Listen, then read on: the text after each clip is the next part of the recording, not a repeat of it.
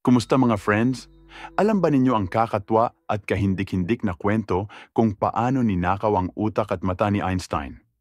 Pero bago tayo magpatuloy, paki-subscribe lang muna ang aking channel upang ito ay lalo pang lumago.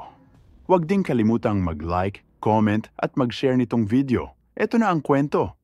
Noong bago mamatay si Albert Einstein, nag-iwan siya ng detalyadong instructions kung anong gagawin sa kanyang katawan. Ayaw niyang pag-aralan o i-preserve ang kanyang utak o anumang bahagi ng kanyang katawan.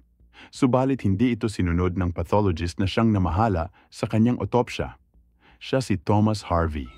Kaya naman noong Abril 18, 1955, matapos mawalan ng hininga si Einstein sa Princeton Hospital, ay ninakaw ni Harvey ang utak niya. Dahil sa kagilagilalas at henyong utak ni Einstein ay naibahagi niya sa buong mundo ang theory of relativity at ang E equals mc squared. Kaya naman nagpa siya si Harvey na ilagay ito sa isang garapon na may substance na celloidin.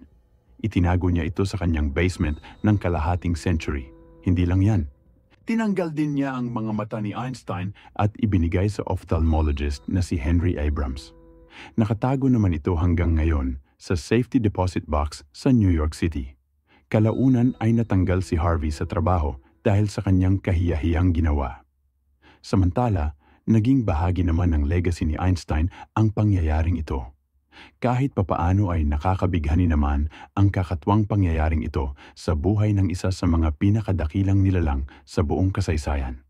Salamat sa inyong panunood. Sana ay nadagdagan ang inyong kaalaman sa videong ito. Hanggang sa muli.